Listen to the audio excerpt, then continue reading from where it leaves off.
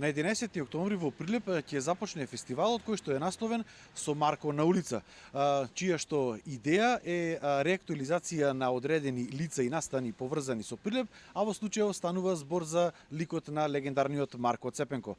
Тука со нас е идејниот творец на овој фестивал, Звонко Димовски, кој што исто така е креатор и на еден од настаните кој што практично културно го раздрма, можеме слободно да кажеме, Прилеп, односно на иницијативата Јавен простор Прилеп. Звонко, пред се, добре дојде во ова твое прво интервју за порталот Инфокомпас. Добар ден, фала ви за интересот и за поддршката која што ни ја дававте цело лето и за вашата желба на наше взаемно задоволство да бидете едни од нашите медиумски покровители на престојниот фестивал. Како што нагласи, летото беше многу активно со иницијативата која што ја покренавме со неколку млади луѓе во градот, со идеја да го промениме градот или како што понекогаш викаме да си го вратиме градот во она светло во кое што го помативме кога ние бевме тинејгери. Јавниот простор и го заокружи својот летен циклус, но граѓаните нека не се грижат, планираме и нови изненадувања, јавниот простор ќе продолжи, јавниот простор ќе расте и ќе се потрудиме јавниот простор да остане атрактивен, бесплатен за граѓаните и да ги вклучува сите општествени, социјални и возрастни групи. И таа позитивна енергија, креативна енергија која што ја создадовме во градот, пронајдувајќи многу креативни луѓе, не сме да престани и ние како иницијатива ветуваме дека тоа нема да се случи. Дел од тие луѓе секако ќе бидат дел и од фестивалот, кој што е приоритет на нашиот разговор, односно фестивалот со Марко на улица.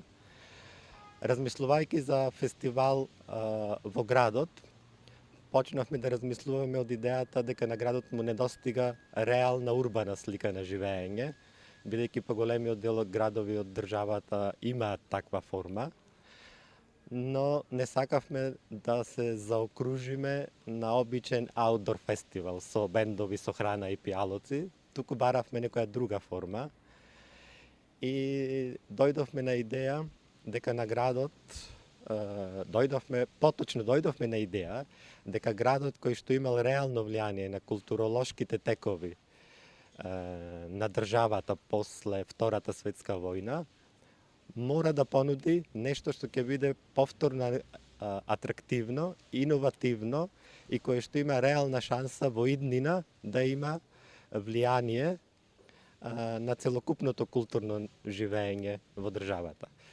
Го земавме ликот на Марко Цепенко. Идејата на целиот фестивал е да се реактуализираат одредени лица и настани. Зошто прв Марко Цепенков? Точно така, идејата е да се реактуализираат лица или настани. Сметаме дека реактуализацијата обезбедува континуитет, траење понатамошно на тие лица или на целото културно, народно наследство на една држава. Изборот на Марко Цепенков во случајов на нашиот фестивал како инспиративна тематска единица се појави како логичен и неизбежен. Тоа е човек кој што апсолутно заслужува да биде трајно врежан во нашето осеќавање, но формата на која што Марко е представуван во учебниците, во народните приказни, во фантазиите на децата е многу застарена, архаична, односно помладата популација воопшто не го доживува како некој кој што бил иновативен и модерен во своето време, а ние сакаме да докажеме дека истото важи и сега. И тоа планираме да го направиме користејќи современи уметнички текови, современа технологија, да направиме некој вид на субверзивно читање на целото негово народно творештво. Субверзивно значи да прочитаме, да пронајдеме што стои позади текстот, а не самиот текст. И сите тие мисли, дела кои што ние ќе ги извлечеме и ќе заклучиме дека можат да бидат актуелни, ќе ги представиме во современа форма, преку 3D мапинг, дигитални визуализации, работилници за деца, слем вечери, преку создавање на сликани површини, така наречени мурали кои што делумно исто ќе бидат сработени во 3D техника. Значи се очекува Прилеп да во тие 3 дена да има еден вистински спектакл, започнувајќи со самото необично отворање на фестивалот тука пред самиот Дом на култура Марко Цепенков. Точно така, отворањето на фестивалот е на 11 октомври во 17:45 часот. Го отвараме фестивалот пред Домот на култура Марко Цепенков со така наречена огнена представа.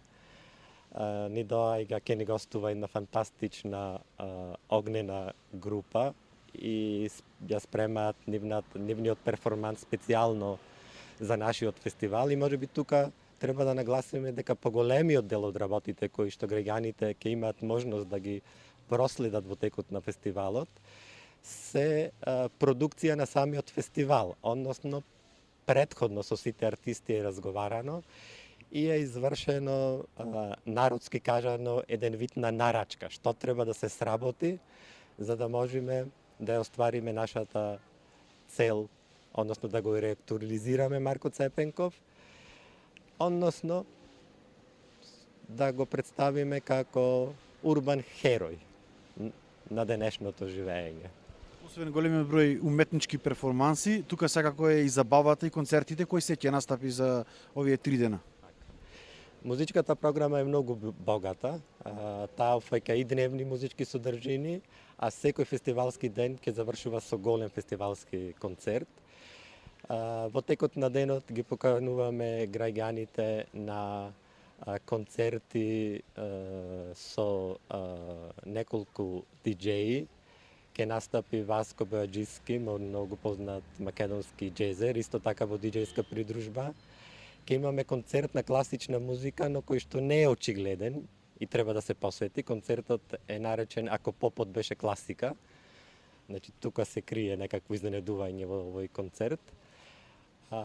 Вечерните настапи, мислам дека ќе ги задоволат сите вкусови, иако се трудевме да имаме некоја избалансирана форма на меѓу форми, поради идејата на фестивалот. Првиот ден фестивалот ќе го затвори, првиот ден стапува Chromatic Point, вториот ден се групата Каин и како завршен фестивалски настан повторно подготвуваме еден голем спектакл со диџеите од Room 313 и нивните гости. Нивниот настап ќе биде поддржан со многу атрактивни визуализации и со фрлачи на оган и со едно дополнително изненадување кое што во овој момент не би сакал да го откривам, едноставно ќе треба да се доживее на самото затварање на фестивалот. Исто тука го спомнавте и цртањето на муралите во просториите околу Центарот за современа ликовна уметност и една доста интересна работа, а тоа е боди пејнтингот. Да, мислам дека ова веројатно боди пејнтингот веројатно ќе биде една од работилниците кои што ќе предизвика многу големо влијание. И секако дека и таа е инспирирана од творештвото или собирачката дејност на Марко Цепенков.